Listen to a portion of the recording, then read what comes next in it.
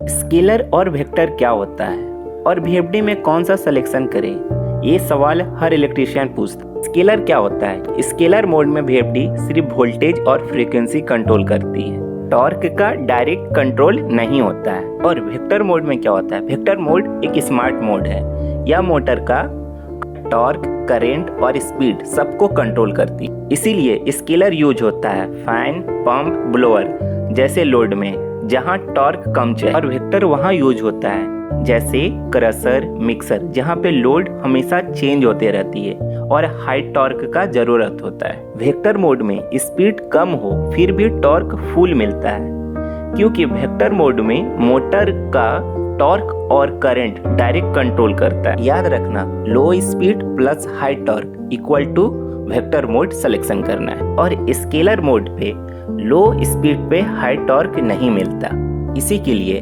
Light weight plus high speed में हमें scalar mode selection करना है। अगर लो स्पीड और हेवी लोड में अगर स्केलर मोड में चला दिए तो क्या होगा? मोटर को लोड के अकॉर्डिंग टॉर्क नहीं मिलेगी और मोटर हाई करंट लेगी और मोटर धीरे धीरे हीट होने लगेगी। इसी के लिए right mode equal to safe motor plus low bill.